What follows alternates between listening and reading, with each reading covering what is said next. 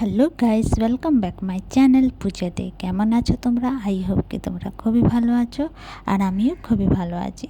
তো এখানে দেখছো একটা পুতুল হচ্ছে, এটা বাবু বানিয়েছে, স্কুলে প্রজেক্ট হচ্ছে, জমা করবে করে। তো এটা তোমাদেরকে একটু দেখালাম।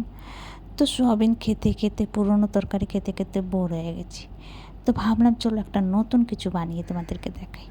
তো এখানে দেখো রান্নাঘরে চলে গেলাম আর নিয়ে নিলাম সয়াবিনটাকে ভিজিয়ে দেবো ঠান্ডা জলে, ওটাকে ফোটাবো একটুখানি নুন দিয়ে। তো পুরো ভিডিওটা তোমরা দেখো, স্কিপ করো না। তো এখানে দেখো কড়াই গরম হয়ে গেছিলো, কড়াইয়ের মধ্যে দিয়ে দেবো সর্ষের তেল আর একটুখানি হলুদ আর একটুখানি নুন।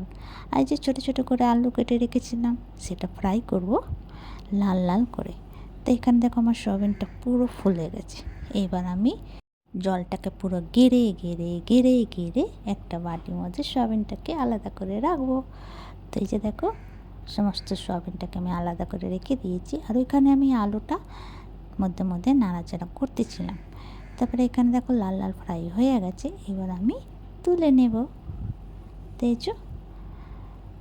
তো ওই তেলের মধ্যেই আমি আর তেল দিই নেই, ওইটুক তেলের মধ্যেই সয়াবিনটাকে একটু ফ্রাই করে নেব।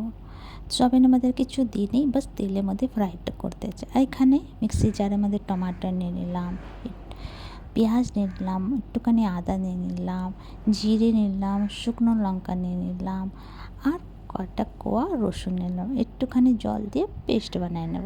তো রেডি পেস্ট। তো এটাকে সাইডে রাখলাম। এবার আমার সয়াবিনটা লাল লাল ফ্রাই হয়ে গেছে, এবার আমি তুলে নেব। তো এই যে, তো সয়াবিনটাকে একটু ঠান্ডা করে নেব, ঠান্ডা করে আবার এটা মিক্সি জারের মধ্যে দিয়ে দেব। তো এই যে দেখো, তারপরে এর মধ্যে দেবো আমি কটা কোয়া রসুন, কাঁচা লঙ্কা আর একটুখানি আদা, আর বানিয়ে নেব পেস্ট। পুরো মিহি করতে নেই, একটুখানি দাঁড়া করতে আছে।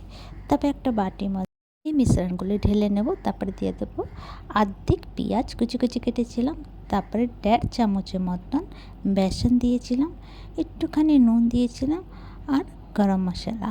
আর আমি কিছু দেবো না, এটাকে মেখে নেব ভালো করে। তো এখানে দেখো মাখা হয়ে গেছে। এইবার আমি অল্প অল্প মিশ্রণটাকে নিয়ে গোল গোল গোল গোল লাড্ডু বানিয়ে নেব।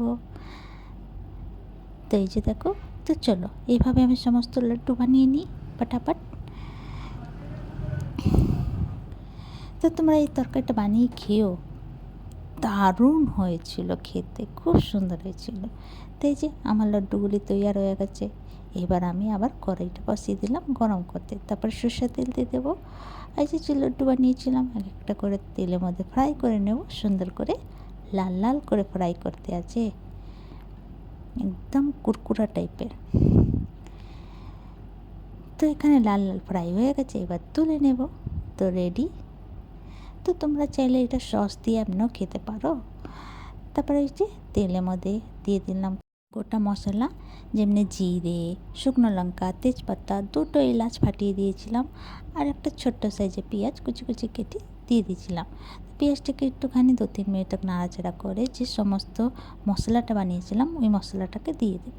তারপরে একটু 2 মিনিট তক নাড়াচাড়া করে তো কিছু শুকনো মশলা দিয়ে দেবো, হলুদ গুঁড়ো, স্বাদ অনুসার নুন, আর একটুখানি লাল মির্চ পাউডার। তো এই যে দেখো মশলাটাকে খুব ফ্রাই করতে আছে, ভালো করে কষিয়ে নেব মশলাটাকে। তারপরে দিয়ে দেবো ফ্রাই করা আলু, এটার সঙ্গে আবার ফ্রাই করতে আছে 2-3 মিনিট তক। তারপরে দিয়ে দেবো এখানে জল, পরিমাণ মতন জল দিও যেরকম তোমরা গ্রেভি খেতে চাও। তারপরে এই মধ্যে দিয়ে দেবো একটু গরম মশলা।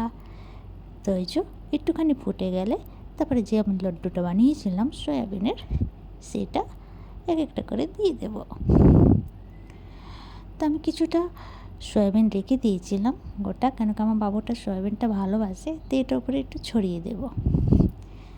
তো এই যে দেখো এবার ফুটে গেছে, আমার তরকারি রেডি হয়ে গেছে, এবার আমি নামিয়ে নেব। তো এই যে রেডি সয়াবিনের কোফতা কারি। তো তোমাদেরকে আমার ভিডিওটা কেমন লাগলো? ভালো লাগলে প্লিজ লাইক শেয়ার কমেন্ট করো, সাবস্ক্রাইব করে দিও। আবার নতুন ভিডিওর সঙ্গে দেখা হবে। তো তোমরা সেই ভালো থেকো, সুস্থ থেকো। ভিডিওটা কেমন লাগলো কমেন্ট করে নিশ্চয়ই জানিও। আগে ফেসবুক দিয়ে দেখো তো ফলো করে দিও, আর ইউটিউব দিয়ে দেখো তো সাবস্ক্রাইব করে দিও। আর please please please please support করো। প্লিজ। তো চলো ভিডিওটা এখানে শেষ করছি। Bye bye, take care.